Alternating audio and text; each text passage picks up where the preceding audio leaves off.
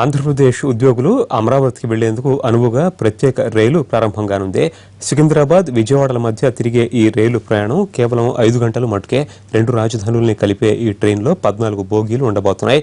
ఈ ట్రైన్పై మరింత సమాచారం మా ప్రతినిధి హరీష్ అందిస్తారు. కేంద్ర రాష్ట్ర ప్రభుత్వాల ప్రత్యేక భాగస్వామ్యంతో విజయవాడ కేంద్రంగా మరో కొత్త రైలును రైల్వే శాఖ అందుబాటులోకి తీసుకొచ్చింది.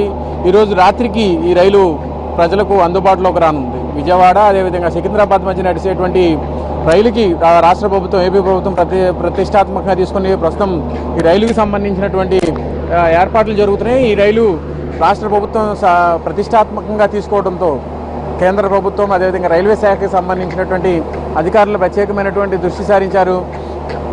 ప్రత్యేకించి హైదరాబాద్ నుండి విజయవాడ రావాల్సినటువంటి ఏపీ ప్రభుత్వానికి సంబంధించినటువంటి ఉద్యోగులు ఎవరైతే ఉన్నారో వాళ్ళందరికీ కూడా సౌలభ్యంగా, సౌకర్యంగా ఉండే విధంగా టైమింగ్స్ను రూపొందించడంతో పాటుగా అత్యంత వేగంగా నడిచేటువంటి ఈ ట్రైన్ను అందుబాటులోకి తీసుకొచ్చారు. ఉద్యోగులను దృష్టిలో పెట్టుకుని ఆ తర్వాత 2 రాజధాని ప్రాంతాలను కలుపుతూ ఈ రైలు ప్రత్యేకంగా ఏపీ ప్రభుత్వం, సీఎం చంద్రబాబు నాయుడు ప్రత్యేకమైనటువంటి దృష్టి సారించడంతో ఈ రైలుని ప్రత్యేకంగా ఏర్పాటు చేశారు. ఈ రోజు నుంచి కూడా, ఈ రోజు రాత్రికి రైల్వే మంత్రి అదేవిధంగా చంద్రబాబు నాయుడు కూడా ఈ రైలుని ప్రయాణికులకు అంకితం చేయనున్నారు.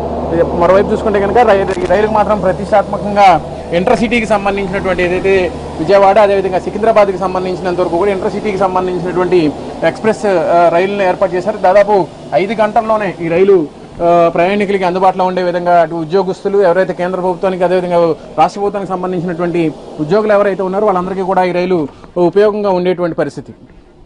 మొత్తం 14 బోగీలు ఈ ట్రైన్లో ఉంటాయి. ఇందుకు సంబంధించినటువంటి ఏర్పాట్లు కూడా రైల్వే శాఖకు సంబంధించినటువంటి అధికారులు కూడా పూర్తి చేశారు. కేంద్ర ప్రభుత్వం ఇటీవలే ఏపీ